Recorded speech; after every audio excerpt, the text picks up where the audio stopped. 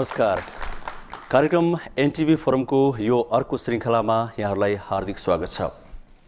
तपाईँ हामीसँग प्रत्यक्ष सरोकार राख्ने विविध समसामयिक विषयमा हामी यस कार्यक्रममा छलफल गर्ने गर्छौं र त्यो क्रमलाई आज पनि हामी जोड्दैछौं। राजनीतिको कुरा गर्ने बित्तिकै, मुलुकको भविष्यको कुरा गर्ने बित्तिकै त्यहाँ गणतन्त्र या लोकतन्त्रका प्रसङ्गहरू हिजो आज आउने गरेका छन्, जुन स्वाभाविक हो। र लोकतन्त्रमा चुनाव अर्को एउटा स्वाभाविक प्रक्रिया। हामीले विगतका स्मरण गर्ने हो भनेदेखि चुनाव एकपटक गर्यौं, संविधान सभाको निर्वाचन, तर हामीले संविधान लेख्न सकेनौं। एउटा विडम्बना मान्नुपर्छ। र अहिले फेरि अर्को निर्वाचन गर्ने र संविधान लेख्ने कसरत हुँदैछ मुलुकमा, तर पनि धेरै बाधा व्यवधानहरू हाम्रो बीचमा आइपरेका छन्। ती बाधा व्यवधानहरूमध्ये प्रमुख बाधा व्यवधानका रूपमा रहेका केही विषयहरूमध्ये समावेशी पनि एउटा विषय रहेको छ। सीट सङ्ख्या अर्को विषय रहेको छ, जुन सँगसँगै जोडिएर आउँछन्। हजुर, अब यी विषयहरूलाई, यी बाधा व्यवधानहरूलाई कसरी समाधान गर्दै हामीले सफलतापूर्वक निष्पक्ष रूपमा, लोकतान्त्रिक रूपमा संविधान सभाको अर्को निर्वाचन सम्पन्न गर्ने, यो विषयमा आज हामी यहाँ बहस गर्दैछौँ। आउनुहोस् सुरुमा एकैछिन रिपोर्ट हेरौँ, त्यसपछि हामी यो विषयमा प्रवेश गर्नेछौँ।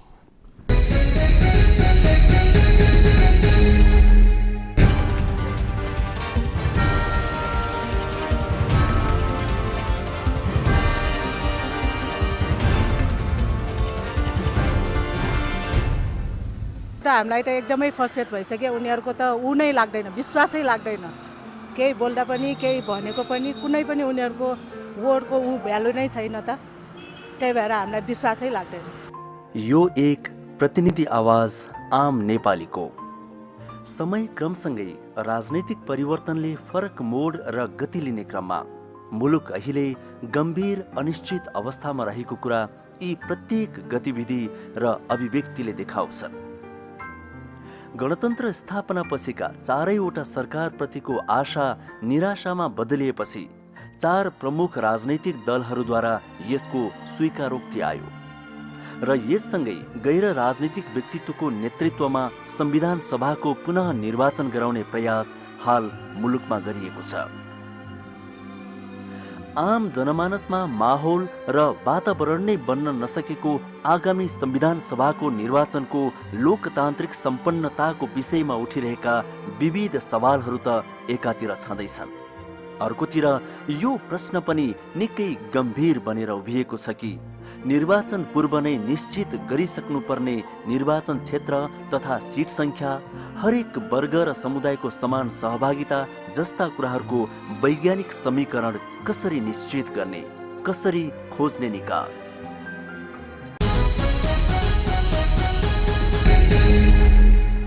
सबभन्दा पहिला प्राध्यापक खनालबाटै जाउँ। अहिलेको यो परिवेशलाई यहाँले कसरी विश्लेषण गर्नुहुन्छ?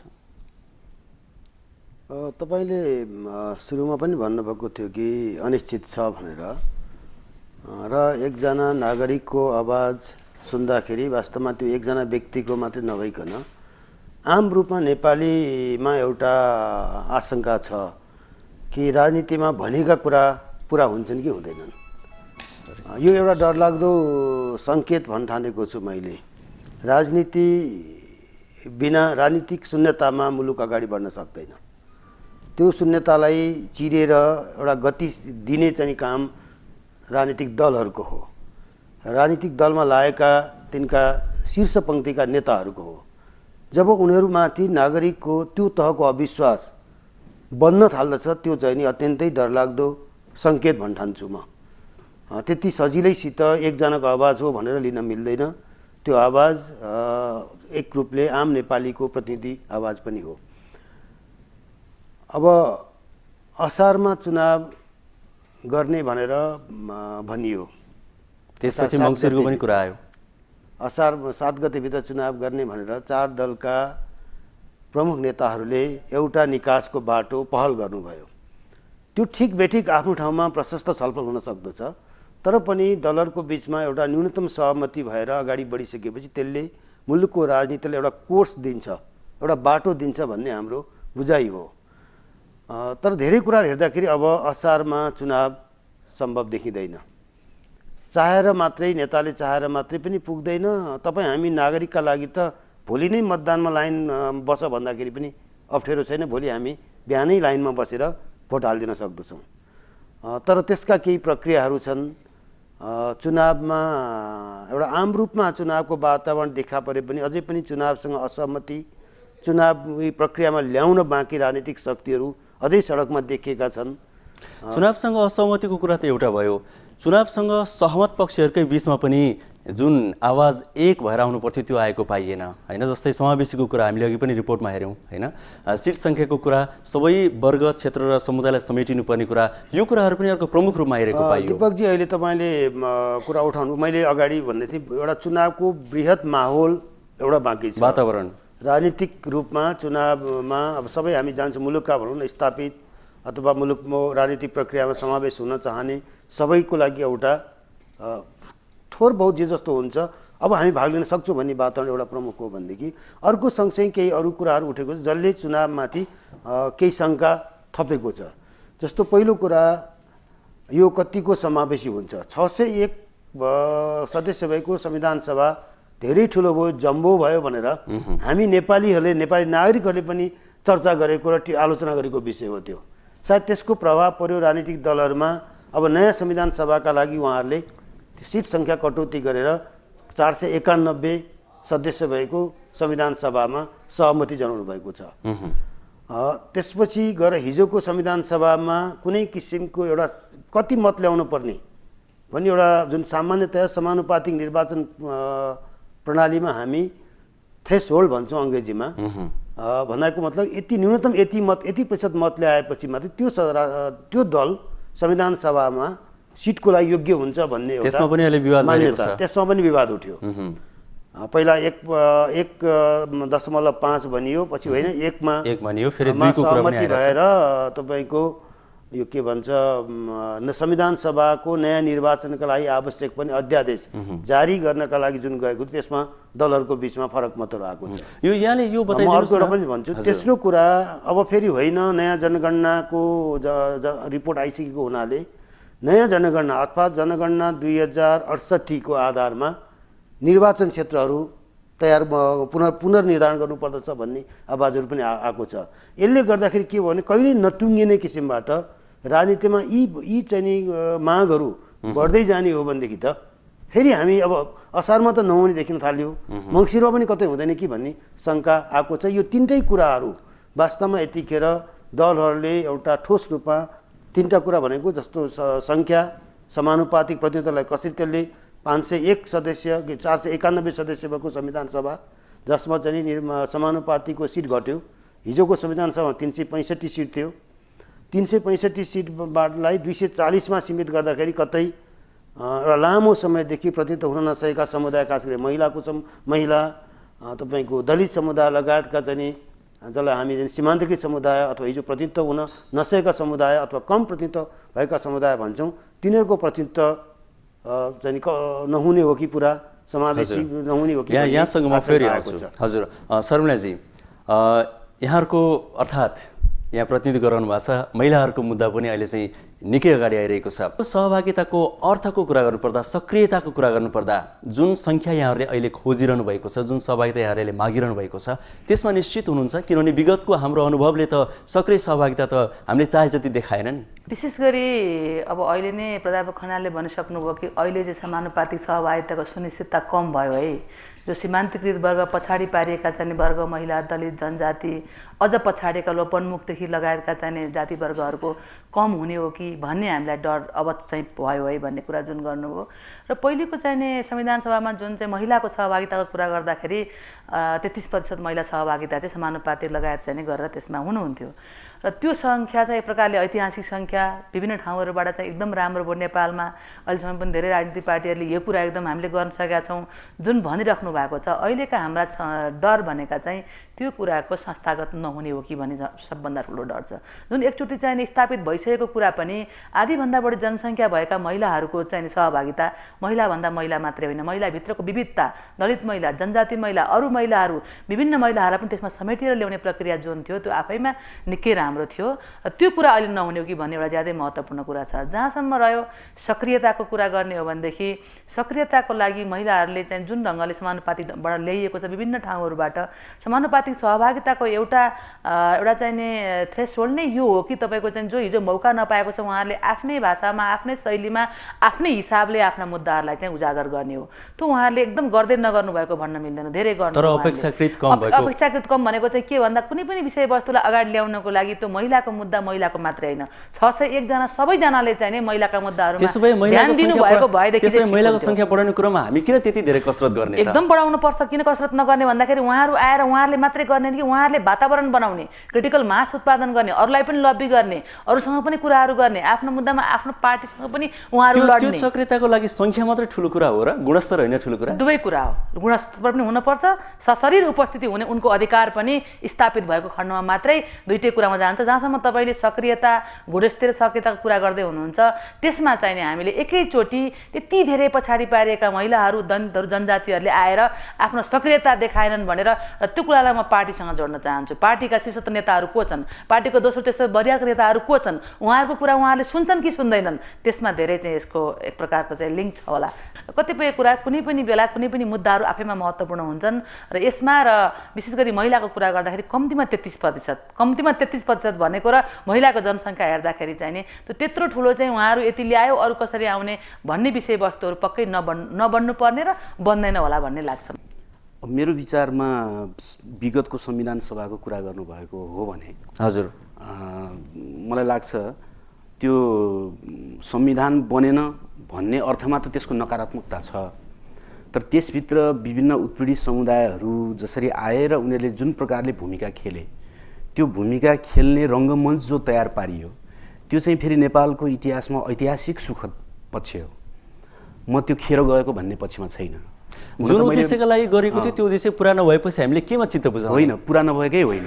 जस्तो कि संविधान बनेन, होइन, म भन्दैछु नेपालका महिलाहरू 33% पुगेर त्यहाँ पुगेर संविधान नबनेको होइन, दलितहरू 8% पुगेर संविधान नबनेको पनि होइन। बरु संविधान नबनेको त किन हो त भन्दाखेरि उत्पीडित समुदायहरू, आदिवासी जनजाति लगायतका समुदायहरू जो पुगे त्यहाँ उनीहरूले आफ्नो पक्षमा जो संविधान बनाउने माग गरे त्यो माग पुरा गर्ने कि नगर्ने द्वन्द्व भइसकेपछि संविधान नबने हो। त्यसकारणले गर्दाखेरि हामीले संविधान नबनेको चाहिँ हुन त पत्र पत्रिकाले लेखे, भाँडा माझ्दै सांसद भए भनेर होइन, पञ्चायतले उनीहरूलाई जे सिकाएको थियो त्यो नजरले हेर्दाखेरि भाँडा माझ्दै देखे तिनीहरूले। तर मेरो विचारमा के हो भने जो नपुगेका समुदायहरू थिए तिनीहरू पुगेर संविधान नबनेको होइन, बरु भयो के त नपुग्नेहरू त्यहाँ किन पुगे भन्नेहरू र कहिले नपुगेकाहरू त्यहाँ पुगेकाहरूको बिचको द्वन्द्वले संविधान नबने हो। त्यसकारणले संविधान नबनेको दोष चाहिँ उत्पीडित समुदायलाई जाँदैन। म अहिले पनि भनौँ त भनेपछि जो चाहिँ निर्णायक पङ्क्तिमा हुनुहुन्छ उहाँहरूलाई चाहिँ मुख्य दोष जान्छ। एकदम म तपाईँलाई सोझो कुरा गर्न चाहन्छु। जस्तो कि 601 बढी भयो भन्ने कुरामा राष्ट्रसिंहै सहमत भयो, मैले पनि मान्छु, ठुलै भयो नेपालको निम्ति। तर सङ्ख्या घटाउने नाममा 240 प्रत्यक्ष घटाउन किन नसकिने? निर्वाचन क्षेत्रलाई 240बाट 180 किन बनाउन नसकिने? तर घटाउन कहाँ घटाइयो त भने जहाँबाट उत्पीडित समुदायहरू आउँथे त्यो 58%लाई चाहिँ 50मा झारियो, जहाँबाट परम्परादेखि आइरहेका मानिसहरू आउँथे त्यो 240 चाहिँ कायम राखियो। भनेपछि मन नपरे कसलाई रहेछ त भन्दाखेरि जो परम्परागत रूपमा प्रत्यक्षबाट आउन सक्थे उनीहरूलाई समानुपातिकबाट उत्पीडितहरू आएको चित्त नबुझेको रहेछ। भनेपछि दलितको प्रतिनिधिको विषयमा चाहिँ यहाँको अब अहिलेको धारणा के छ? यो सिट सङ्ख्यासँग सहमत हुँदै या असहमत हुँदै? पहिलो कुरा त दुईटा कोणबाट हेर्नु पर्यो। सिँगै राष्ट्र नै बन्धक बनाउने शर्तमा कुनै एउटा समुदायको मात्रै हित हुनुपर्छ भन्न मिल्दैन। त्यस अर्थमा राष्ट्रले निकास पाउँछ भने अहिले सहमति भएकोमा पनि दलित समुदाय जान तयार छ। तर यो भिन्नमत राख्दै कि इतिहासमा फेरि एकपल्ट दलितहरूको सङ्ख्या, महिलाहरूको सङ्ख्या, आदिवासी जनजाति इत्यादि इत्यादि उत्पीडित समुदायहरूको सङ्ख्या घटाउने षड्यन्त्र चाहिँ फेरि एकपल्ट भयो भन्ने भिन्नमत राख्दै राष्ट्रको निकासमा जानुपर्ने हुन्छ। म एकैछिन प्राध्यापक खनाल, हजुर। सङ्ख्या महत्त्वपूर्ण पनि हो, सङ्ख्या मात्रै पनि ठुलो कुरा होइन। त्यसको बिचको चाहिँ एउटा गुदी कुरा के छ त्यतातिर जानु जरुरी पर्छ होला। तपाईँले जुन उठाउनु भयो, हामी पहिला के गर्दै संविधान सभा मात्रै होइन कुनै पनि राजनीतिक प्रतिनिधित्वका लागि निर्वाचित निकाय, त्यो संसद व्यवस्थापिका होस् या संविधान सभा होस् या अरू कुनै होस्, लोकतन्त्र भनेको जनताको शासन होइन, अवश्य। जनता आफैले शासन गर्ने। हामी आफैलाई त्यो ठाउँमा गएर शासन गर्न व्यवहारिक रूपमा सम्भव छैन। अथवा संविधान सभा हामीले किन चाहिँ संविधान सभाको निर्वाचन गर्दैछौँ भन्दाखेरि लोकतन्त्रमा संविधान लेख्ने अधिकार नेपाली जनताको हो। हामी सबै नागरिकको बराबरी अधिकार हो संविधान लेख्ने। तर हामी प्रत्येक चाहिँ नेपालीले हातमा कलम लिएर संविधान लेख्न थालेर त्यो व्यवहारिक छैन। त्यसैले संविधान सभाको निर्वाचन गर्नु परेको। त्यो संविधान सभाको निर्वाचन गर्दाखेरि नेपाली समाजको जस्तो चरित्र छ, जस्तो स्वरूप छ, त्यसको सानो स्वरूप त्यहाँ प्रतिबिम्बन हुनुपर्दछ। त्यहाँ केवल जान्ने सुन्नेको मात्रै संविधान सभा खोजेर हुँदैन। नेपाली समाजमा अघि शर्माजीले भन्नुभयो महिलाहरूको सङ्ख्या पुरुषभन्दा बढी छ। ठ्याक्कै त्यही सकेन भने यो त अझ राम्रो कुरा हो। महिलाहरूले आफ्नो जनसङ्ख्याको अनुपात बराबरी प्रतिनिधित्व खोजेका छैनन्। कम्तीमा 33% नगर्नुहोस् भनिरहनु भएको छ उहाँहरूले। त्यस्तै गरी दलित समुदायको 13% छ मुलुकको हिजोको जनगणनाको आधारमा। त्यस्तै जनजाति समुदायको आफ्नो अनुपात छ र त्यसको एउटा सानो सङ्केत चाहिँ नि संविधान सभा होस् भन्ने हो। र मलाई के लाग्छ 601 घट्दैमा त्यो कमजोर हुन्छ भन्ने कुरा चाहिँ होइन। 601बाट तल आउँदाखेरि चाहिँ नि किनभने प्रतिशतमा त अनुपात घट्दैन। हेर्नुहोस् यदि प्रतिशत मिलाउन जान्यो भनेदेखि खास गरी एउटा अहिले शङ्का के आएको छ भन्दाखेरि 240 निर्वाचन क्षेत्र 240 समानुपातिक हिजोको 335बाट 240मा झर्दाखेरि कतै चाहिँ नि महिला पछाडि पनि हो कि महिलाको 33% कायम नहुने हो कि भन्ने महिलाको चासो उत्पन्न भएको छ। त्यस्तै तपाईँको दलित समुदायको चासो उत्पन्न भएको छ। फेरि के छ भने हाम्रो हिजोका निर्वाचनहरू हेर्दाखेरि महिला दलित लगायतको तपाईँको अलिकति सीमान्तकृत समुदायका उम्मेदवारहरू यो प्रत्यक्ष भन्छौँ जसलाई हामी यो एक निर्वाचन क्षेत्रबाट निर्वाचित भएर आउन कठिनाइ हामीले देखेका छौँ। अनि त्यहाँबाट निर्वाचित कम हुने, एकदमै कम हुने या शून्य हुने, अनि समानुपातिकमा पनि उनीहरूको चाहिँ घट्दाखेरि चाहिँ साँच्चै अब हिजोको जस्तो समावेशी नहुने हो कि भन्ने चिन्ता आएको छ। मलाई चाहिँ के लाग्दछ भन्दाखेरि 491 सिटमा पनि यदि दलहरूले व्यवस्था मिलाउन जानेको खण्डमा समावेशी समानुपातिकको ऊ चाहिँ कमजोर हुँदैन। जनसङ्ख्याको अनुपातमा विभिन्न समुदायको महिला लगायत दलित लगायतको त्यहाँ समानुपातिक प्रतिनिधित्व गराउन सम्भव छ। त्यसका लागि केही कुराहरूमा सम्झौता गर्नुपर्दछ, केही कुरा सम्झौता गर्न दलहरू तयार हुनुपर्दछ। त्यसो भएको हुन सम्भव छ। हजुर शर्माजी, सम्झौताको कुरा आयो यहाँ। महिलाको कुरा मात्रै राष्ट्रको कुरा, राष्ट्रको निकासाका कुरा, लामो समयदेखि भइरहेको सङ्क्रमणकालीन अवस्था, 2 वर्षको म्यान्डेट दिएर 4 वर्ष हुँदा पनि संविधान नबनेको नेपाली जनताहरूको पीडा, यी सबै कुरामा महिलाहरू पनि त्यत्तिकै चाहिने संवेदनशील छन्। त्यो कुरामा त्यत्तिकै उहाँहरूले पनि राष्ट्रियता देशको लागि चाहिने आत्मसात गर्नुहुन्छ। तर सँगैसँगै चाहिँ धेरै लामो समयदेखि एक प्रकारले चाहिने उत्पीडित किसिमले एक प्रकारले कुनै एउटा आफ्नै मुलुकमा आफ्नै ठाउँमा आफ्नै बाबुआमाबाट जन्मिएर पनि दोस्रो दर्जाको नागरिकको चाहिँ हैसियत भोग्नु परिरहेको महिलाहरूको अवस्थालाई लिएर हेर्दाखेरि चाहिँ अहिले संविधान बनाउने बेलामा नै आफ्नो अधिकार सुनिश्चित गर्ने बेलामा चाहिँ एटलिस्ट 33%, कम्तीमा 33% महिला सहभागिता जो हिजो भइसकेको छ, एउटा हिजो कायम भइसकेको कुराहरूलाई चाहिँ मलाई लाग्छ महिलाहरूले चाहिँ सम्झौता गर्नु हुँदैन, गर्नुहुन्न। र हामी बाहिर रहेर नागरिक समाजमा काम गर्ने महिलाहरूले पनि उहाँहरूलाई चाहिँ सपोर्ट गर्ने, पार्टीहरूलाई चाहिँ प्रेसर गर्ने, सहयोग पनि गर्ने। तपाईँहरूले कसरी अहिले प्रताप खनालले भन्नुभएको जस्तो कुन कुन कुरालाई खोजी गर्दाखेरि कम्तीमा त्यो हिजोको कुरालाई स्थापित गर्न सकिन्छ भनेर सहयोग गर्ने काम गर्छौँ। त्यसमा चाहिँ उहाँहरूले पक्कै पनि सम्झौता गर्नुहुन्न होला र गर्नु हुँदैन भन्ने प्रिन्सिपल्ली सिद्धान्त त पनि गर्नु हुँदैन होला भन्ने मलाई लाग्छ। हजुर, प्रत्यक्ष निर्वाचनमा महिलाहरूको उम्मेदवारी किन नबढाउने, दलितहरूको उम्मेदवारी किन नबढाउने? सम्झौता त्यहाँ गर्नु पर्यो दलहरूले। महिलाले सम्झौता गर्नु पर्यो, दलितले सम्झौता गर्नु पर्यो भनाइ होइन कि दलहरूले आफ्नो हिजोको प्रवृत्तिमा सम्झौता गर्नु पर्यो। हिजो गलत प्रवृत्ति पनि छ। महिलालाई किन उम्मेदवारीमा आशंका गर्ने, कन्जुसाइ गर्ने? दलितको उम्मेदवारीमा किन कन्जुसाइ गर्ने? यदि त्यो उम्मेदवारी बढायो भनेदेखि प्रत्यक्षतर्फ पनि उनीहरूको प्रतिनिधित्वको सम्भावना बढ्दछ।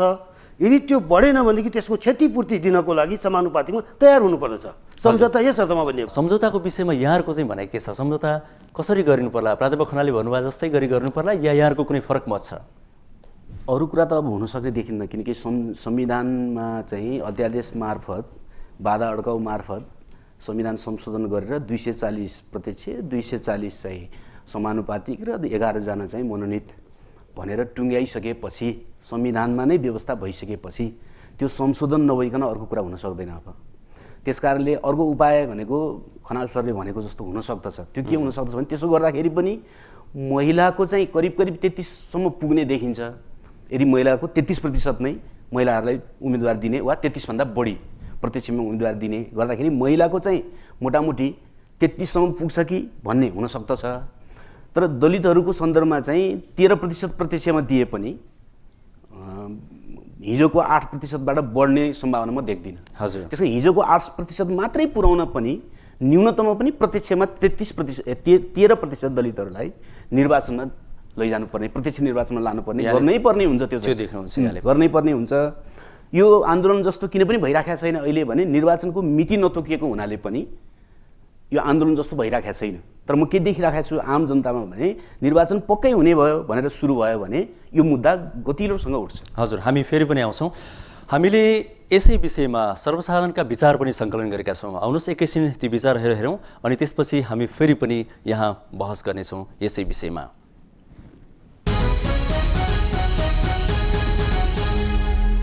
पहिला त जातिको पहिचान गरिसकेपछि मात्रै समानुपातिकमा चाहिँ यसलाई चाहिँ जोडेर हेर्नुपर्छ भन्ने मेरो धारणा छ। एकैचोटि नै समानुपातिकमा जाँदा यो जातीय आधारमा चाहिँ जानु हुँदैन। समावेशीलाई हामीले छोडेर जाँदाखेरि चुनावमा राम्रो प्रतिनिधित्व हुँदैन। सिट सङ्ख्या कम भयो भने कम प्रतिशतमा समावेशी गर्नुपर्छ, सिट सङ्ख्या धेरै भयो भने ठुलो प्रतिशतमा चाहिँ समावेशी हुनुपर्छ। तपाईँ बार भयो लगायत युनियन भयो जहाँसुकै पनि अहिले एनजिओ गठन गर्दा पनि महिला दलित पिछडिया वर्ग यो सबैलाई चाहिँ के छ भने त्यही किसिमले चाहिँ प्रतिनिधित्व गराउनुपर्छ भन्ने अहिलेको चाहिँ आम मान्यता रहिआएको छ। अहिले चुनावको सबै मारो गोली, अब चुनाव गर्ने नै होइन, विकास निर्माणका काम चाहिँ यो सरकारले गरेर सबै दलका नेताहरूलाई पाखा लगाइदियो भने सबैभन्दा राम्रो हुन्छ।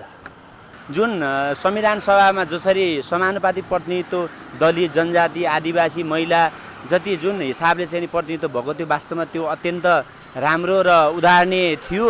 र अब जुन पहिलाको हिसाब र अहिलेको हिसाबमा जुन सिट सङ्ख्याको कुरा छ त्यसमा समानुपातिक प्रतिनिधित्व अनिवार्य हुनुपर्छ र त्यसले नै लोकतन्त्रलाई सुन्दर बनाउँछ, एउटा बहुदलीय व्यवस्थालाई सुन्दर बनाउँछ भन्ने मेरो धारणा छ। एउटाले दिएको भ्यू अर्कोलाई मन नपरेर फेरि त्यसलाई काटेर फेरि यस्तो झगडा भन्दा पनि अब जसरी सकिन्छ सहमति गरेर अगाडि जाने। चुनावबाट भाग नहिने आन्दोलन गर्न भन्दा तिनी चाहिँ पनि आफै आएर चुनावमा संलग्न भएर आर्जित चुनावबाट स्वतन्त्र मत लिएर गरे पनि राम्रै हुन्छ भन्ने हाम्रो मान्यता हो। र यसलाई सम्बोधन गर्न पहिलो अंश भनेको संविधान सभामा उपस्थिति हो। संविधान सभामा उपस्थिति गराउनलाई जो 601 जनाको संविधान सभाको परिकल्पना गरिएको थियो अहिले 491 झार्दा सो त ती समुदायहरू जसलाई समावेश गर्नुपर्ने बाध्यता थियो उनीहरू चाहिँ कमजोर रहने स्पष्ट देखिन्छ। नेताहरूले गरेर बिग्रेको हो कि जनताहरू अगाडि नसरेको हो त्यो केही पनि बुझ्न सकेको छैन।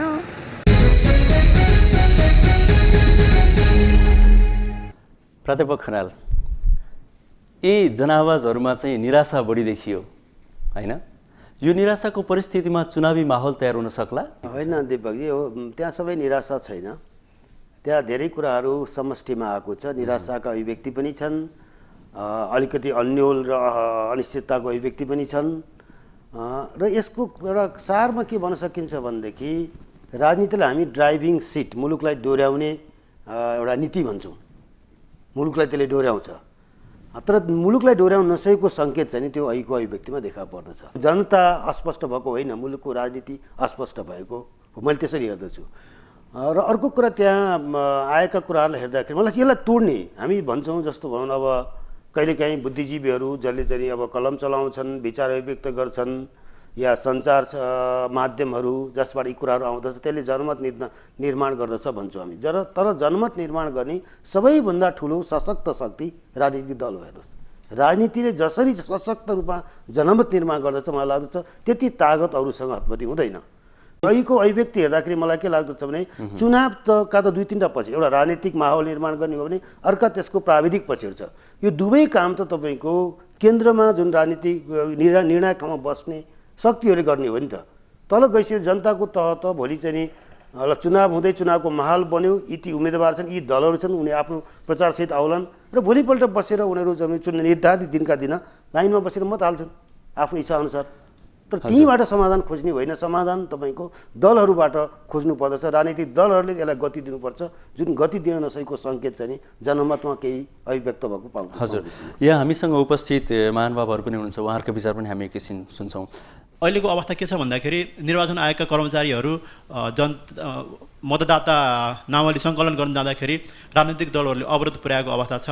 अनि जनताहरू चाहिँ चुनावप्रति एकदमै उदासीन, भोट हालेर हामीले के पाउँछ र के हुन्छ र भन्ने खालको मनोभावना जनताको रहेको छ। र यस्तो अवस्थामा अब यो चुनावी सरकारले चुनाव गराउन सक्छ नै भन्ने आधारहरू जनताले बुझ्ने भाषामा के बुदामा चाहिँ कृष्ण सरले भनिदिनु भएदेखि हामी प्रष्ट हुने थियौँ। महिलालाई यति पर्सेन्ट ल्याउनु पर्छ भन्दा आज म यो कार्यक्रम अनुसारै भन्न चाहन्छु, घर घरबाट मेरो छोरीलाई, मेरो बहिनीलाई, मेरो बुहारीलाई मैले कुन स्तरमा राख्नुपर्छ भने तपाईँले विद्यादेखि लिएर शिक्षादेखि लिएर अग्रपन्थी ल्याउनुहोस् त, अगाडि बढ्छ कि पर्दैन। 70% अगाडि आउँछ, किन 33% भनिराख्छौँ हामी। महिलालाई अगाडि पहिला घरबाट ल्याउनुहोस्, यो कुनै पनि कार्यक्रम मञ्चबाट होइन भन्न चाहन्छु।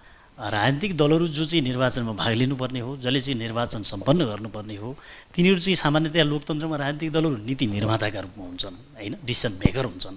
अहिले हाम्रा राजनीतिक दलहरू चाहिँ डिसिसन मेकर छैनन्। राजनीतिक दलहरू के छन् भन्नुहुन्छ भने उनीहरू चाहिँ प्रेसर ग्रुप छन्, दबाव समूह छन्।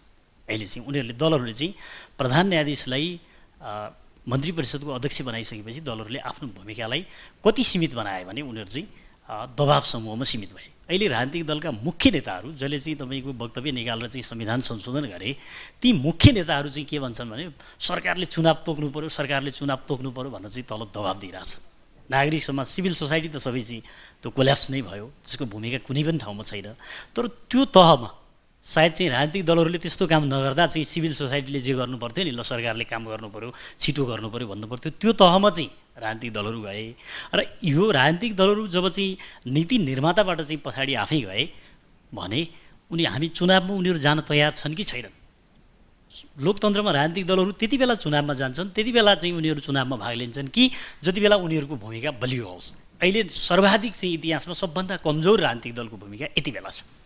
हजुर, त्यो हुँदाखेरि चाहिँ अहिले चुनावमा राजनीतिक दलहरूलाई जाने माहौल बनाउनुपर्छ पहिले हामीले। विगतको वर्षमा हामीले हेरौँ संविधान सभामा बडो समावेशी थियो, तर समावेशी मात्रै भएर केही हुँदो रहेछ, गुणस्तर चाहिँ सँगसँगै चाहिँदो रहेछ। कतिको क्वालिटीका मान्छे आउँछन् भनेर समावेशी बनाउने नाउँमा पासपोर्ट बेच्ने अनि झापड हान्ने नाउँको त्यस्ता खाले समावेशी चाहिँ नबनोस्। साँच्चै नै अब पार्टीकै कुराकानी गरौँ, अहिलेका प्रमुख राजनीतिक दलका पार्टीमा कतिको समावेशी छ, त्यहाँ समावेशी प्रतिनिधित्व छ कि छैन, त्यसले नै आगामी संविधान सभाको समावेशी कुरामा ग्यारेन्टी गर्छ जस्तो लाग्छ मलाई। जहाँसम्म लाग्छ त्यो अहिले यो नारामा, यस्तै छलफलमा, बहसमा मात्रै सीमित हुनेछ। व्यावहारिक रूपमा भोलि निर्वाचन क्षेत्रमा टिकट बाँड्दाखेरि त्यो सम्भावना छैन। र त्यसको लागि चाहिँ मञ्चमा भएका व्यक्तित्वहरूले जोरदार पहल गरिदिनु भयो भने आम नेपाली जो साँच्चैकै समावेशीमा पर्नुपर्ने छ उनीहरूको लागि राम्रो हुन्थ्यो जस्तो मलाई लाग्छ। मलाई के लाग्छ भने राजनैतिक दलहरूले फेरि अर्को एउटा मिस्टेक गरिरहनु भएको छ। त्यो मिस्टेकलाई फेरि सुल्झाउन उहाँहरू आफ्नो राजनीतिक दलहरूले जुन सहमति गरेर आउनुभयो, उहाँहरूको लाग्छ फेरि निर्वाचनमा जाउँ। अब हामीलाई यो राष्ट्रले निर्वाचन भएन भने ठुलो धोका हुन्छ। त्यसकारण अहिले ड्यासमा जति आशित हुनुहुन्छ उहाँहरू एउटा समाजसेवी लेखकको आधारले पनि शब्दमा शक्ति हुन्छ, आवाजले परिवर्तन ल्याउँछ। तपाईँका ती शब्दहरू, ती आवाजहरू बुलन्द गरिदिनुहोस्, सरकारको पहुँचसम्म पुर्याइदिनुहोस्, निर्वाचन निष्पक्ष धाँधली रहित बनाएर एउटा जुन वर्ग त्यहाँ पुग्नुपर्ने हो त्यसलाई पुर्याउने भूमिका अब हामी आम नागरिकको जिम्मेवारी आयो जस्तो लाग्छ। ती राजनीतिक दलभन्दा पनि अगाडि तपाईँ हामीले पनि केही भूमिका निर्वाह गरिदिनुपर्छ जस्तो लाग्छ मलाई। आदिवासी, जनजाति, दलितका कुराहरू आए, वास्तवमा ती सबै पक्षहरूलाई समेट्नुहुन्न भन्ने चाहना त होइन। तर यो 68 को जनगणना अनुसार नेपालमा 125 जात र 123 भाषा बोलिने समुदाय रहेको छ। के एउटै प्रश्न गर्न चाहन्छु कि अब बन्ने नयाँ संविधानमा चाहिँ के त्यो सबै समावेश हुन सक्ला? अहिले हेर्दाखेरि त्यो स्थानीय तहमा के देखिन्छ भने आम व्यक्तिहरूमा चाहिँ अलिकति चरम निराशा जस्तो छ। यो कहिले असारमा हुने निर्वाचन, कहिले मङ्सिरमा हुने, यी विविध कुराहरू देख्दाखेरि अब फेरि पनि निर्वाचन हुन्छ भन्ने कुरामा शङ्का छ। अर्को कुरा, विगतमा जुन चुनेर पठाइयो जुन व्यक्तिहरूलाई, उहाँहरूले चाहिँ जुन एउटा जिम्मेवारी बोध गर्न नसक्दा देशले फेरि सङ्कट बेहोर्न थालेको छ। फेरि आगामी दिनमा तिनै व्यक्तिहरूबाट फेरि त्यस्तै किसिमको खेल हुने त होइन। भन्ने किसिमको अर्को त्रास पनि रहेको छ। म चाहिँ शर्मिला दिदीले अघि जनजातिको कुरा निकाल्नु भएको थियो, त्यसमा जोडेर चाहिँ एउटा सानो उदाहरण दिन चाहन्छु। एकजना अमेरिकन चाहिँ नेपाल घुम्न आउनुभएछ र नेपाल घुमेर फर्किनु भएछ। त्यहाँबाट एकजना नेपालीसँग भन्नुहुन्छ म तेरो देश घुमेर आएँ, एकदम खुसी भएछ नेपाली होइन। नेपालीले सोधेछ त के देखिस् त त्यहाँ नेपालमा के देखिस् त भन्दाखेरि मैले धेरै कुरा देखेँ, तेरो प्राकृतिक रूपमा तेरो चाहिँ देश धेरै राम्रो छ, तर त्यहाँ एउटा पनि नेपाली देखिनँ भनेछ। छक्क परेछ नेपाली, किन देखिनस् त एउटा पनि नेपाली? काठमाडौँ गएँ नेवार देखेँ, तराई गएँ थारू देखेँ, पोखरा गएँ शेर्पा देखेँ, यस्तै उस्तै मात्रै देखेँ, नेपाली कहाँ छ तेरो भनेर सोधेछ। यो कुराले तपाईँहरूको मुटु दुख्छ कि दुख्दैन? यता अरू कोही हुनुहुन्छ? आउती सरले भन्नुभयो जस्तै अब जसरी संविधान बनेन, किन बनेन भन्दा त्यहाँ चाहिँ धेरै वर्गका मान्छेहरूको धेरै थरीका विचारहरू गए र त्यो विचारहरूमा पनि उनीहरूका मागहरूलाई त्यहाँ हामीले स्थान दिने कि अथवा नदिने भन्ने विषयमा विवाद भएर बनेन भन्नुभयो। यदि त्यस्ता मागहरू जनताले जब त्यहाँ पुर्याउँदा त संविधान भन्ने जस्तो कुरा त नेताहरूले त्यो कुराको त निष्कर्ष निकालेर संविधान बनाउन सकेनन् भने अब जनताहरूको मनमा चाहिँ कस्तो भावना पलायो होला त? हाम्रो विचारहरू त्यहाँ गए पनि उनीहरूलाई त्यो कार्यान्वयन गर्नमा पनि त्यति धेरै धौधौ भइरहेछ, इभन त्यो सुन्न पनि तिनीहरूलाई त्यति धौधौ भइरहेछ भन्ने जस्तो खालको त्यो मानसिकताले गर्दा मान्छेहरू निर्वाचनप्रति त्यति सन्तुष्टि छैनन् र इच्छुक पनि छैनन्। अहिले संविधान सभाको फेरि चुनावको माहौल आइरहेछ। मलाई के लाग्छ भने सामान्य अघि हामीले हेरेको क्लिप जस्तै यहाँ चाहिँ हाम्रो नेताहरूले अबको संविधानको चुनावमा कसरी जनताहरूले कसरी विश्वास गरून् भन्ने, जस्तै 64मा जुन संविधान सभाको चुनाव भएको थियो त्यसपछि संविधान बनाउँछु भन्यो, त्यसपछि आएर पहिचानसहित संहिता अनि फेरि कसैले यो पहिचानसहित होइन नामसहित विभिन्न संहिताका कुराहरू अगाडि लिएर आयो र त्यस्तै असारमा चुनाव गर्छु भनेर अस्ति फेरि सरकार गठन अथवा चुनावी सरकार गठन भएको छ र असारमा गर्छु भन्दा भन्दै हिजोबाट फेरि मङ्सिरमा पुग्यो। यसरी दिनानुदिन घटनाहरू परिवर्तन हुँदै गएको छ। सर्वसाधारणले कसरी चाहिँ नेताहरूलाई विश्वास गरेर भोट हाल्न सक्छन् र 64मा पठाएको एउटा कपडालाई फेरि च्यातियो, अब फेरि चाहियो भन्दाखेरि कति विश्वास गर्लान्? मेरो प्रश्न विशेष गरी आउती सरलाई। हाम्रो जनतामा के निराश छाएको छ भन्दा राजनीतिक पार्टीहरू जबसम्म तयार हुँदैनन् त्यति बेलासम्म यहाँ चुनाव हुँदैन। यसको मतलब अहिले माओवादीले चुनाव गर्न चाह्यो भने काङ्ग्रेस एमाले तयार छैन, अथवा चुनाव मङ्सिरमा गरौँ भन्यो भने माओवादी तयार हुँदैन। यसको मिनिङ अब जनताले के थाहा पाउनु पर्यो भने जसरी 4 वर्षसम्म संविधान सभा चुनाव के अरे संविधान बनाउनु पर्नेमा आज भएन भोलि भएन भन्दा 4 वर्ष बित्यो भने यसरी नै कति वर्ष चुनाव नगरिने बित्छ जस्तो लाग्छ। आउतीजी, तपाईँप्रति लक्षित प्रश्नहरू धेरै आए, गुणस्तरका कुराहरू आए। म छोटोमा राख्छु। हजुर, यो गुणस्तरको कुरा गर्दाखेरि चाहिँ अलिक अर्कै बुझ्यो जस्तो लाग्यो मलाई। मैले भनेको के हो त भने यो जहिले पनि सैद्धान्तिक रूपमा मात्रा र गुण भने चाहिँ सम्बन्धितै कुरा हो, त्यो बिल्कुल अलग अलग कुरा होइन। तपाईँले मात्रा थप्नुहुन्न भने त्यहाँबाट गुण जन्मिँदैन।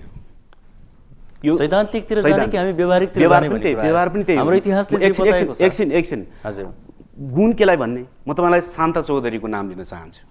उहाँ कमलरी हुनुहुन्थ्यो। नेपाली जनताको आम पुरानो मान्यता अनुसार त उहाँ क्षमताहीन मान्छे हो होइन, तर संविधान सभाभित्र आएर उहाँले थारूहरूको बारेमा, कमलरीको बारेमा, महिलाहरूको बारेमा एउटा सभापति नै भएर जो चलाउनु भयो त्यसलाई हामी के भन्छौँ? त्यस कारणले गुणलाई हेर्ने नजर पनि अलिक फरक भएर बिग्रिया छ। मैले त 491 बनाउँदा म सहमत, अझ 300 बनाए पनि सहमत। मैले भनेको उत्पीडित समुदाय आउने समानुपाती किन घटाउने भने के निर्वाचन क्षेत्र घटाइदिए भइहाल्यो नि। मेरो चाहिँ सङ्ख्या बढाउने भन्ने कुरा छैन, सङ्ख्या 250 बनाए पनि हुन्छ, भइहाल्छ नि त्यो त। महिलाको 33% हुनको निम्ति चाहिँ 84 जना चाहिन्छ भन्ने त छैन नि, 5 जनाले पनि 33% हुनसक्छ। त्यस कारण सङ्ख्या घटाउने कुरामा मेरो विवाद होइन, 601 हुनुपर्छ भन्ने मेरो कुरा होइन। मेरो कुरा कति मात्रै हो त नि 58% समानुपातिक थियो, त्यसलाई 50 मा झारिदिने 8% त गयो नि त।